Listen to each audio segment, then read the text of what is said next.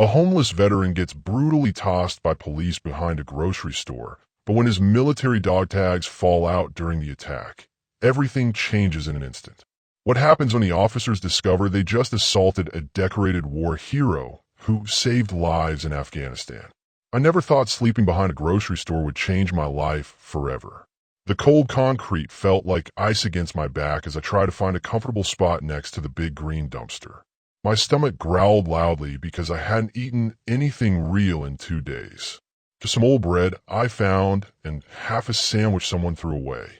The smell from the dumpster was terrible, but it was better than sleeping out in the open where people could see me. I pulled my old army jacket tighter around my chest. The jacket was torn in 3 places, but it still kept me a little warm. My backpack held everything I owned in this world. 1 change of clothes, a water bottle with a crack in it, and a small blanket that used to belong to my daughter Sarah. I closed my eyes and tried to forget about how hungry I was. That's when I heard the footsteps. Heavy boots walking slowly across the parking lot. My heart started beating fast because I knew those sounds. Police boots. I had heard them many times before when other officers told me to move along. "Sir, you can't sleep here."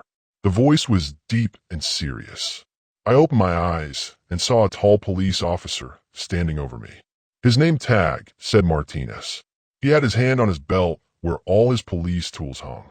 His face looked angry, like he was already tired of dealing with people like me. I sat up slowly, trying not to make any quick moves.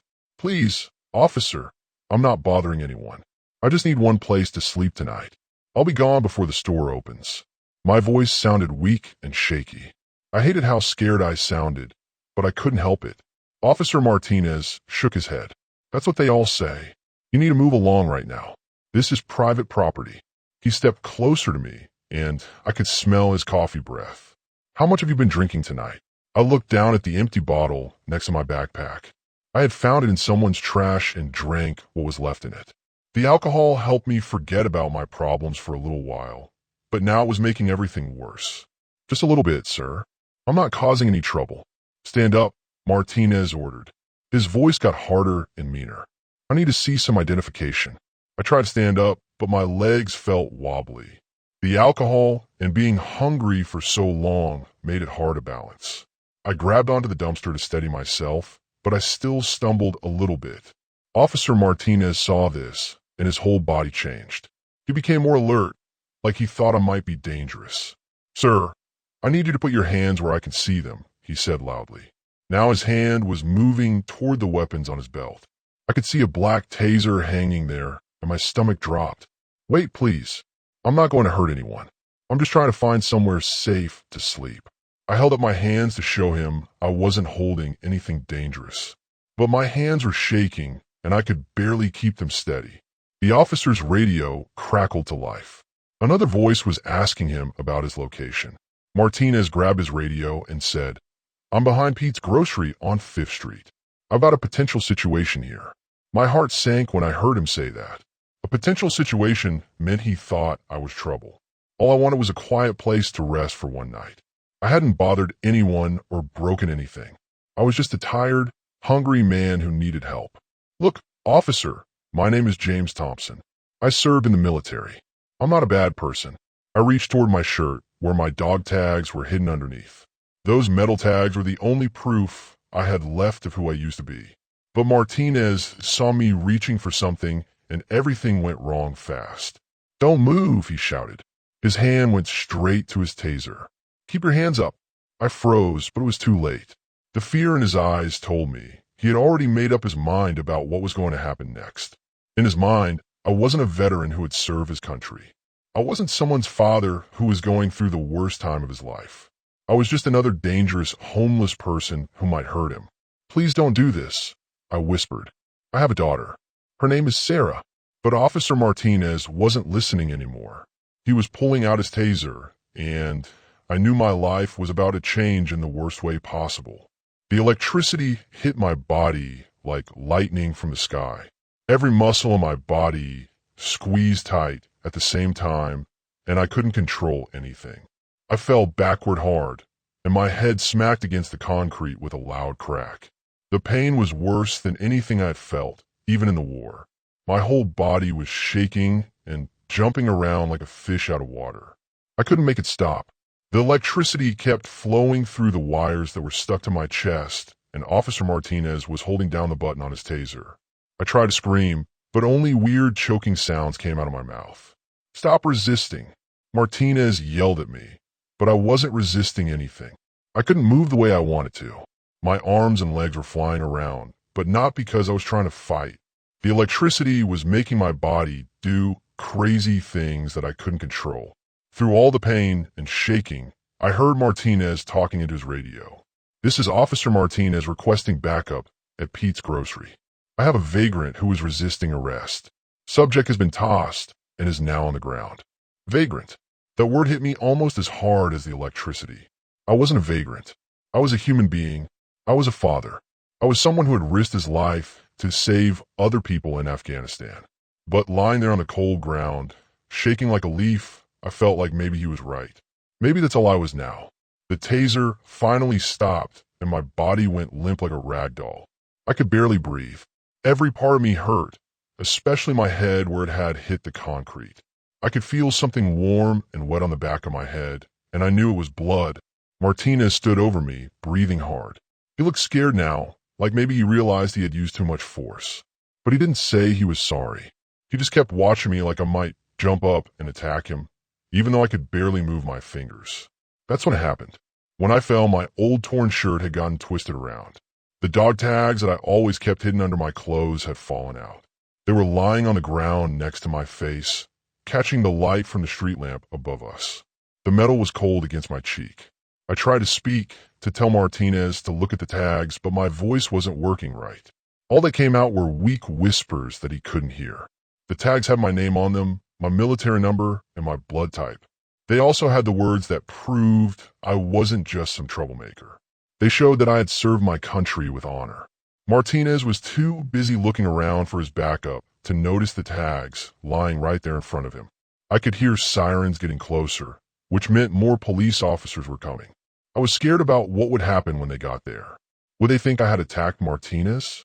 Would they hurt me even more? My vision was getting blurry, but I could still see the dog tags. They seemed to glow in the streetlight. Those little pieces of metal held the story of who I really was. They knew about the missions I had gone on, the friends I had saved, and the medals I had earned. But they couldn't talk. They couldn't tell Martinez that he had just hurt a man who had spent years protecting people just like him. The sirens were getting louder and louder. Red and blue lights started flashing against the brick wall of the grocery store. I closed my eyes and thought about Sarah, my little girl. She was probably at home doing her homework or watching TV, not knowing that her daddy was lying behind a dumpster, bleeding and broken. I wondered if she would ever find out what happened to me tonight. Would anyone tell her that her father had tried to be strong, even when he had nothing left? Or would she just think that I had disappeared because I didn't love her anymore? The first police car pulled into the parking lot, and I heard car doors slamming shut. New voices were talking to Martinez, asking him what had happened. I wanted to tell them my side of the story, but I was too weak to speak loud enough for them to hear me. As I lay there waiting to see what would happen next, a small breeze blew across the parking lot. It made the dog tags move slightly on the ground, and they caught the light again. Maybe, just maybe, someone would notice them before it was too late. The new police officer who arrived was completely different from Martinez. She moved quickly, but carefully as she got out of her patrol car. Her name tag said Chun, and she had kind eyes that reminded me of my daughter Sarah. When she saw me lying on the ground, still shaking from the taser, her face changed to look worried instead of angry. "What happened here?" Officer Chun asked Martinez as she knelt down beside me. Her voice was softer than his, and she sounded like she actually cared about my answer. Martinez started explaining how he found me behind the dumpster and how I had been acting strange and dangerous. But Officer Chun wasn't really listening to Martinez anymore. She was looking at me closely, like she was trying to figure something out. Her flashlight beam moved slowly across the ground around my body. That's when the light hit the metal dog tags that were still lying next to my face on the concrete. "Martinez, wait," she said suddenly. Her voice got very serious and quiet. "Look at this." She picked up the dog tags carefully, like they were made of gold instead of cheap metal. I watched her eyes move back and forth as she read what was written on them. Her mouth dropped open, and she looked shocked. Then she looked back at me, then at the tags again, like she couldn't believe what she was seeing. Thompson, James R., she read out loud. Her voice was shaking a little bit. United States Army. Purple Heart recipient. She paused and looked at Martinez, whose face had gone completely white. Afghanistan, 2019. Martinez stepped backward like someone had pushed him. What? No, that can't be right. He's just a homeless guy. He was drunk and acting crazy. But even as he said it, I could tell he was starting to realize he had made a terrible mistake. Officer Chin kept reading from my dog tags. Bronze Star, Purple Heart, Combat Infantry Badge. Each word she said made Martinez look more sick to his stomach. Martinez, do you know what these medals mean? I tried to sit up a little bit, even though my whole body still felt like jelly. 2 tours, I whispered, my voice barely loud enough for them to hear. Saved 12 men in Kandahar province. The words came out weak and scratchy, but they were true. Those were some of the most important words I had ever spoken because they were about the best thing I had ever done in my life. Even though I was lying on the ground behind a grocery store, covered in dirt and blood, those words reminded me that I used to be someone important. Officer Chin's eyes got wide, and she quickly pulled out her phone. Her fingers moved fast across the screen like she was looking something up. James Thompson, Army Ranger, Afghanistan veteran, she read from her phone. Awarded the Bronze Star for saving the lives of 12 soldiers during an enemy attack in Kandahar province. Martinez sat down hard on the concrete like his legs had stopped working. He put his head in his hands and made a sound like he was going to cry. Oh God, he whispered. What have I done? What have I done? Officer Chun was still reading from her phone, and her voice kept getting more amazed. Carried wounded soldiers to safety under heavy gunfire. Stayed behind to make sure everyone got out alive, even after being injured himself. She looked at me with respect in her eyes, something I hadn't seen from anyone in months and months. Sir, she said to me, and the way she said sir was completely different from how Martinez had said it earlier. When Martinez said it, it sounded mean and sarcastic. When Officer Chun said it, it sounded like she really meant it. Sir, I'm so sorry this happened to you. I could see Martinez getting more upset by the second. He kept looking at me, then at his taser, then back at me. I tossed a war hero, he said quietly, like he was talking to himself. I tossed someone who saved lives while I was safe at home going to high school. The ambulance sirens were getting closer now. Officer Chan had called for medical help as soon as she realized who I really was. The paramedics will be here in just a minute, Mr. Thompson, she told me. We're going to take good care of you. But there was something else in Officer Chin's voice, something that made me think this story was about to get even more surprising.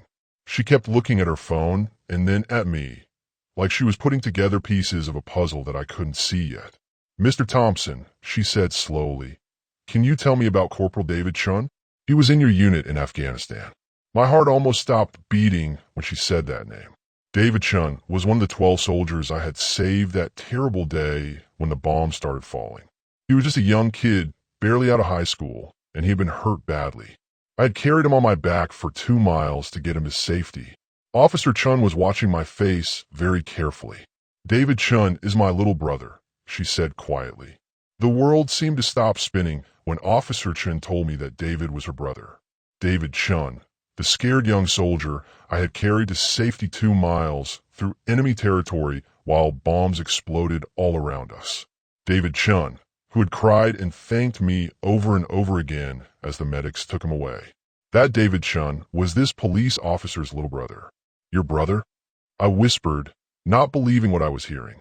David is your brother? Officer Chun nodded, and I could see tears starting to form in her eyes. He talks about you all the time, Mr. Thompson. He never stops telling our family about the brave soldier who saved his life. He says you're the reason he got to come home and meet his new baby daughter. My heart felt like it was breaking and healing at the same time. All these months of being homeless and feeling like nobody cared about me. And here was proof that what I did in Afghanistan really mattered. David was alive because of me. He had a family now because I had been strong enough to carry him when he couldn't walk. He has a daughter? I asked, and my voice was full of wonder. In my mind, David was still that scared 18-year-old kid who had been crying in pain. But Officer Chun was telling me he had grown up and become a father. Her name is Emma, Officer Chun said with a smile. She just turned 2 years old last month. David tells her bedtime stories about the hero soldier who saved her daddy's life. She paused and looked right in my eyes. He tells her stories about you, Mr. Thompson. Martinez was still sitting on the ground with his head in his hands. I could hear him saying, "I'm sorry," over and over again, but the words seemed too small for what had happened. How do you apologize for attacking someone who risked his life to save others? The ambulance finally arrived, and 2 paramedics jumped out with their medical equipment. But Officer Chin told them to wait for just a minute. She had pulled out her phone again and was making a call. "David, it's your sister Lisa," she said into the phone. Her voice was excited and sad at the same time. "You're not going to believe this, but I just met your hero, James Thompson. He's here with me right now." I couldn't hear what David was saying on the other end of the phone, but I could tell he was talking fast and loud. Officer Chin kept saying, "Yes, really," and "I know, I can't believe it either." After a few minutes, Officer Chun held the phone out to me. "He wants to talk to you, Mr. Thompson." My hands were still shaking as I took the phone. "David," I said quietly. "Sergeant Thompson." The voice on the phone was deeper than I remembered, but I could still hear that young soldier in it. "I can't believe it's really you. I've been looking for you for so long." "You were looking for me?" I asked. Nobody had been looking for me. My own family had given up on me months ago. "Of course I was looking for you," David said, and his voice was full of emotion. "You saved my life. You carried me when I couldn't walk. You stayed with me when I was scared. You're the reason I got to come home and hold my daughter." Tears were running down my face now, but they were different from the tears I had cried in the past months. These weren't tears of sadness and loneliness. These were tears of hope, of remembering that I used to be someone good and strong.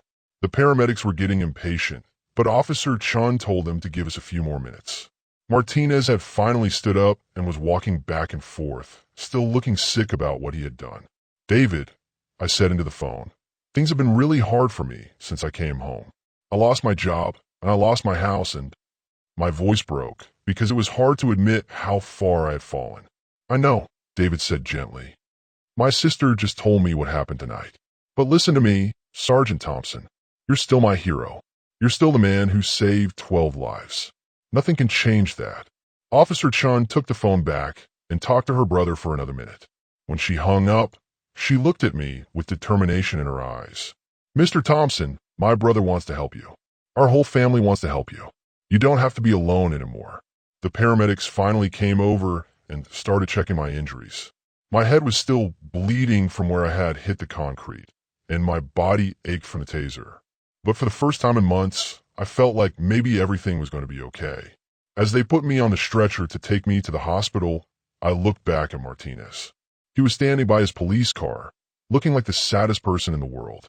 I realized that this night had changed his life just as much as it had changed mine, but in a completely different way.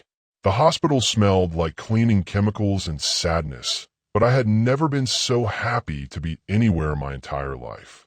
Dr. Williams was a gentle woman with gray hair who reminded me of my grandmother. She cleaned the cut on my head very carefully and put 6 stitches in it to help it heal properly. "You're going to have a headache for a few days," Dr. Williams told me as she wrapped a white bandage around my head. "But you're lucky. Head injuries can be much worse than this." She looked at the burns on my chest where the taser had hit me. "These will heal in about a week if you keep them clean." What she didn't know was that my body would heal much faster than my heart. For months, I'd felt like I was invisible, like nobody cared if I lived or died. But tonight, everything had changed. Officer Chun had stayed at the hospital even though her shift was over. She sat in the chair next to my bed and kept making phone calls to people who wanted to help me. "My brother David is driving here right now," she told me after hanging up her phone. "He should be here in about 2 hours. He's been so excited since we talked that he can't sit still." She smiled at me. "He's bringing pictures of his daughter Emma to show you." The thought of seeing David again made me feel nervous and happy at the same time. The last time I saw him, he was lying on a stretcher with blood on his uniform, crying from pain and fear. Now Officer Chun was telling me he was a father with a good job and a happy life. It seemed impossible that so much time had passed. "Officer Chun," I said quietly, "can I ask you something?" "Please call me Lisa," she said. "And yes, you can ask me anything. Why does your brother talk about me so much?" I was just doing my job that day. Any soldier would have done the same thing. Lisa shook her head firmly. "No, Mr. Thompson, not every soldier would have done what you did. David was hurt badly, and there were enemies shooting at you from all directions. You could have left him behind and saved yourself. But you didn't." She pulled out her phone and showed me a picture. It was David in his military uniform, standing next to a pretty woman with dark hair and a little girl with pigtails. All three of them were smiling so big that it made my heart feel warm. "That's David with his wife Maria and little Emma," Lisa explained. "They wouldn't exist as a family if you hadn't been brave that day. Emma wouldn't have her daddy, and Maria wouldn't have her husband." I stared at the picture for a long time. David looked so different from the scared young soldier I remembered. He looked strong and confident and happy. His little girl was beautiful, with big brown eyes just like his. "He got married 2 years ago," Lisa continued. "Maria is a teacher at the elementary school in their town. They have a little house with a garden where Emma likes to play with her toy trucks." Toy trucks. That made me smile because I remembered that David used to love talking about the big construction trucks his father drove back home. It seemed like some things never change, even when people grow up. "And David?" I asked. "What does he do for work now?" "He's a firefighter," Lisa said proudly. "Just like you taught him to save people, he keeps saving people every day. Last month, he pulled 3 kids out of a burning apartment building." That news hit me like a punch in the stomach, but a good punch. David had learned to be brave because of what happened in Afghanistan. He was using the lessons I taught him to help other people. Maybe my life had meant something important after all. A nurse came in to check on me and give me some medicine for the pain in my head. After she left, Lisa looked at me seriously. "Mr. Thompson, I need to tell you something else about that day in Afghanistan. Something David has never told anyone except our family." My heart started beating faster. "What is it?" "When you were carrying him to safety, David was barely conscious. But he remembers everything you said to him during those 2 miles. You kept telling him about your daughter Sarah, and how much you loved her, and how you couldn't wait to get home to see her again." I felt tears start to form in my eyes. I had forgotten about talking to David during that long, dangerous walk. I had been so scared that we were both going to die, and talking about Sarah had been the only thing that kept me strong. "David said your voice was the only thing that kept him from giving up," Lisa continued. "Every time he wanted to close his eyes and stop fighting, you would tell him another story about Sarah, about her first day of school, or how she liked to paint pictures, or how she always wanted to help you fix things around the house." "I haven't seen Sarah in 8 months," I whispered. The shame of that truth felt heavier than carrying David had felt. Lisa reached over and took my hand. "David knows that too, and he wants to help you find your way back to her." Martinez looked like he hadn't slept in 3 days when he finally came to visit me at the hospital. His eyes were red and puffy, and his police uniform was wrinkled like he had been wearing it too long. He stood in the doorway of my room for a full minute before he had the courage to come inside. "Mr. Thompson," he said quietly, "I know you probably don't want to see me, but I had to come. I was sitting up in bed, feeling much better after eating my first real meal in weeks. The hospital food wasn't great, but it was the best thing I had tasted in months." "Sit down, Officer Martinez," I told him. "We need to talk." He sat in the chair next to my bed, but he couldn't look me in the eyes. His hands were shaking, and I could tell he had been crying. This big, tough police officer looked like a little kid who had done something terribly wrong. "I can't eat," Martinez said suddenly. "I can't sleep. Every time I close my eyes, I see you falling down when I tossed you. I keep hearing the sound your head made when it hit the concrete." I studied his face carefully. Martinez wasn't a bad person. He was just a person who had made a bad mistake. "Officer Martinez, what's your first name?" "Carlos," he said, surprised by my question. "Carlos, how long have you been a police officer?" 3 years, he answered. "I became a cop because I wanted to help people and make my community safer." That's what I thought. Carlos was young and inexperienced, and he had been scared. When people are scared, they sometimes make choices they wish they could take back. "Carlos, I need to tell you something important," I said. "I don't hate you for what you did." His head snapped up, and he looked at me with shock. How can you not hate me? I treated you like garbage. I hurt you when you needed help. Because hating you won't change anything, I explained. And because I understand what it's like to make mistakes that haunt you. Carlos was quiet for a moment, thinking about what I had said. But you're a hero. You save people's lives. I just hurt people. Carlos, do you know why I was homeless behind that grocery store? He shook his head. Because I came home from the war with problems in my head that I didn't know how to fix. I started drinking too much. I got angry at my family. I lost my job because I couldn't focus. I lost my house because I couldn't pay the bills. I lost my daughter because I was too proud to ask for help. Carlos listened carefully to every word I said. The point is, I continued, we all make mistakes. The difference is what we do after we make them. I've been thinking about quitting the police force, Carlos admitted. My partner Rodriguez thinks I should. He says I'm not cut out for this job if I can't tell the difference between a criminal and a hero. That made me angry, but not at Carlos. I was angry at his partner for making him feel worse instead of helping him learn from his mistake.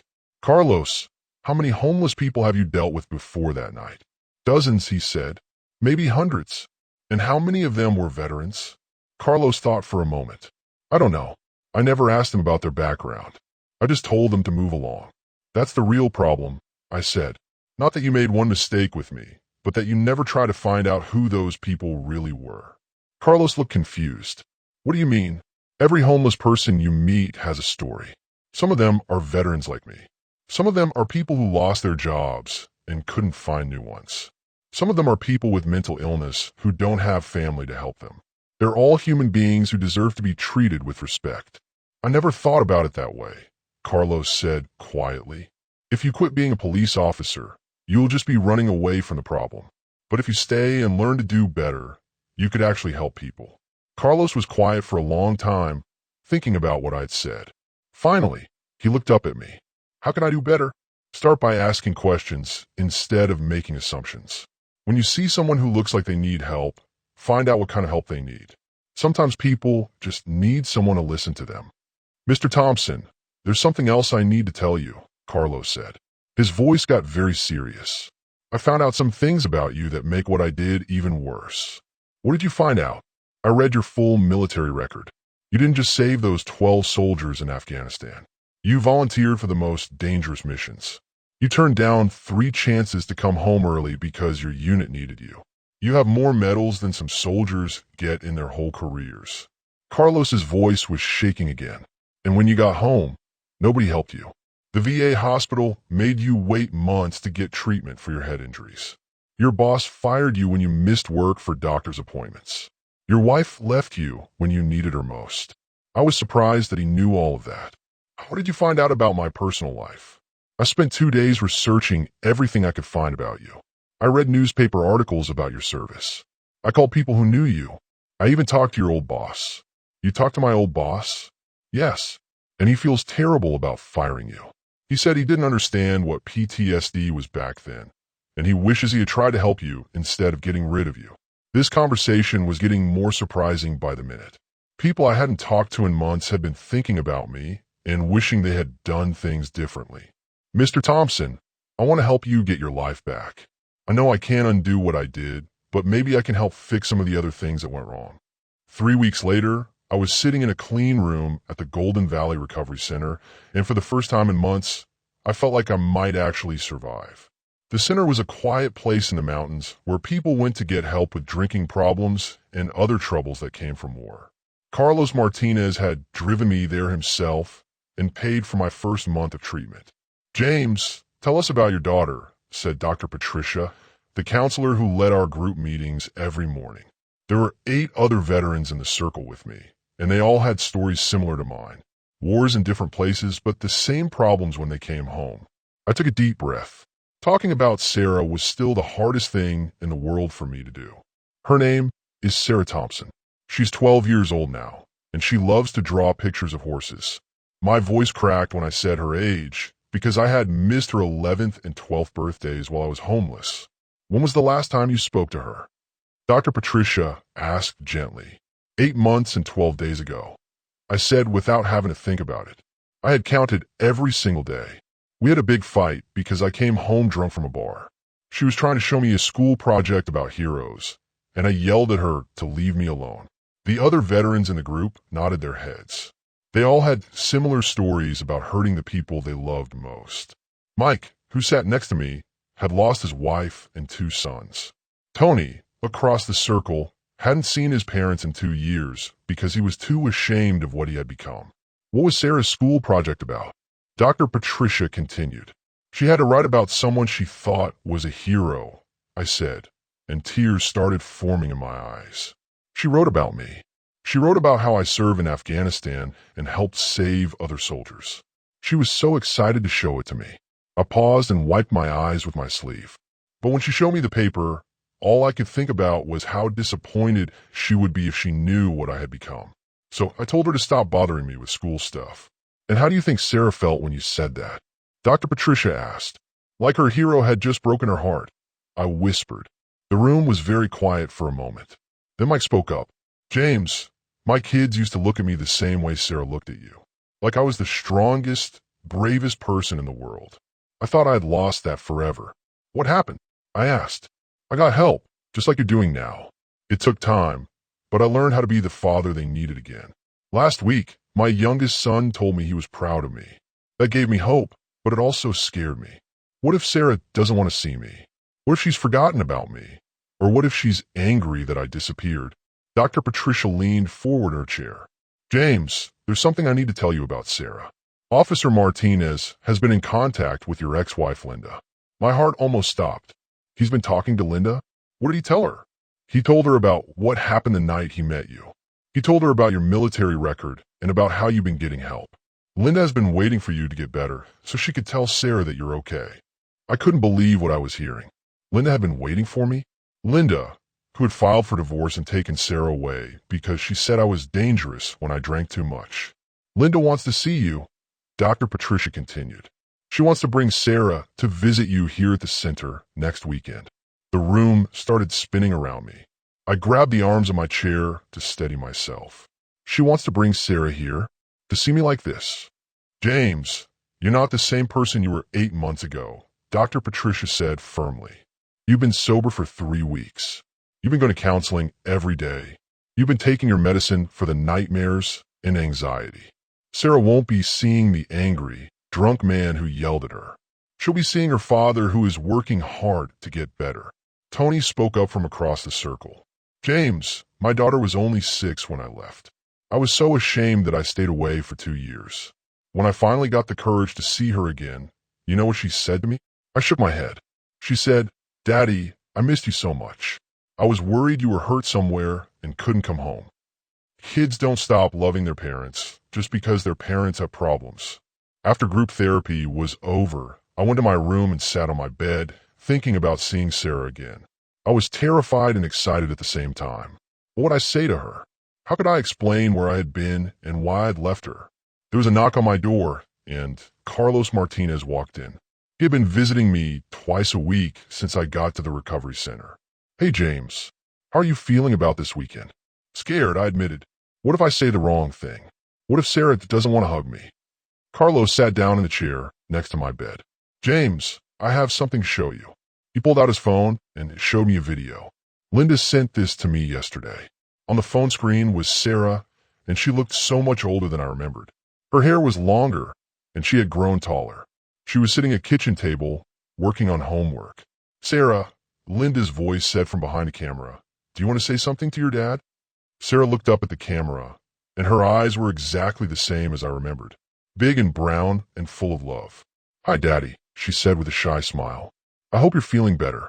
I still have that hero project I wrote about you. I want to show it to you when you come home. The video ended. I was crying so hard I could barely breathe. Sarah still wanted to see me. She still thought of me as her hero, even after everything that had happened. She loves you, James, Carlos said quietly. She never stopped loving you. 6 months after that terrible night behind the grocery store, I stood in front of the mirror in my new apartment, adjusting my military dress uniform. The medals on my chest felt heavier than they used to, but in a good way. They reminded me of who I really was and what I had accomplished, not just the mistakes I had made. Today was Veterans Day, and I had been invited to speak at the police station ceremony about second chances and the importance of helping veterans who were struggling. Chief Williams had asked me personally after hearing about everything that had happened with Carlos Martinez. Sarah knocked on my bedroom door. "Dad, are you ready? We don't want to be late." "Coming, sweetheart," I called back. Having Sarah call me Dad again was still the most beautiful sound in the world. She had been living with me for 3 months now, after Linda and I worked out a new custody arrangement. Linda had been incredibly understanding and supportive of my recovery. Sarah was wearing her best dress and had brushed her hair until it shined. She looked so grown up and beautiful that it took my breath away. "You look very handsome in your uniform, Dad," she said with a big smile. "Thank you, Princess. You look pretty beautiful yourself." We drove to the police station together, talking about her school day and her latest art project. Sarah was still obsessed with drawing horses, and she had gotten much better at it while I was getting help at the recovery center.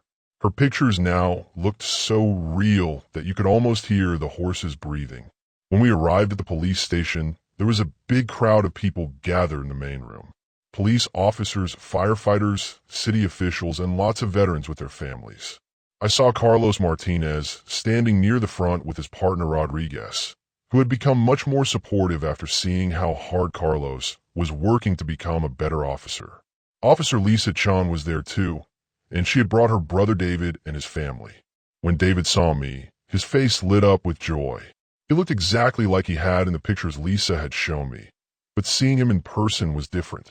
He was strong and healthy and happy, and knowing that I had played a part in making that possible filled my heart with pride. "Sergeant Thompson," David called out as he walked over to me. Little Emma was riding on his shoulders, and she had the same beautiful brown eyes as her father. "David," I said, and we hugged like the brothers we had become during that terrible day in Afghanistan. "And this must be Emma." Emma was shy at first, but when David told her I was the soldier he always told stories about, she perked up. "Are you the one who carried my daddy?" she asked in her tiny voice. "Yes, I am," I told her. "Your daddy was very brave, and I was proud to help him." Sarah was fascinated by Emma and immediately started playing with her while the adults talked. Watching my daughter be kind and gentle with the little girl made me realize how much she had grown while I was gone and how proud I was of the person she was becoming. Chief Williams called everyone to attention and introduced me as the guest speaker. As I walked to the front of the room, I felt nervous but confident. I had practiced my speech many times, but I also knew that the most important parts would come from my heart. 6 months ago, I was homeless and hopeless. I was sleeping behind a grocery store when Officer Martinez found me. What happened next changed both of our lives forever. I could see Carlos in the crowd, standing straight and proud in his uniform. Over the past 6 months, he had become one of the best officers in the department. He now volunteered at the homeless shelter every weekend and had helped 12 other veterans get into treatment programs. "Officer Martinez made a mistake that night," I continued. "But what he did after that mistake is what defines him as a person and as a police officer. He didn't just apologize and forget about me. He researched my background, he helped me get treatment, and he has become one of my closest friends." I talked about the importance of seeing homeless people as human beings with stories and histories. I talked about how many veterans struggle when they come home from war and how a little kindness and understanding can save lives. "My daughter Sarah wrote a school report about heroes," I said, looking at her in the crowd. "She wrote about me, even when I didn't feel like a hero anymore. Today, I want to tell her that she's my hero. She never stopped believing in me, even when I had stopped believing in myself." When I finished my speech, something beautiful happened. Carlos Martinez stood up first, his face filled with respect and gratitude. Then every police officer in the room stood up, then the firefighters, then all the veterans and their families. Everyone was standing and clapping, but more importantly, they were saluting me. The sight of all those people showing me respect was overwhelming. But the most meaningful moment came when I stepped down from the podium. Carlos walked over to me, and instead of shaking my hand, he gave me a perfect military salute. "Thank you for saving my life, Sergeant Thompson," he said, and I knew exactly what he meant. That night behind the grocery store had saved both of us in different ways. I saluted him back. "Thank you for saving mine, Officer Martinez." Sarah ran over and hugged me tight. "I'm so proud of you, Dad," she whispered in my ear. As we left the police station that day, I realized that sometimes the worst moments in our lives can lead to the most beautiful endings. I had lost everything and found myself again. I had been broken and been made whole. Most importantly, I had learned that no matter how far we fall, there's always a chance to get back up and become the person we're meant to be.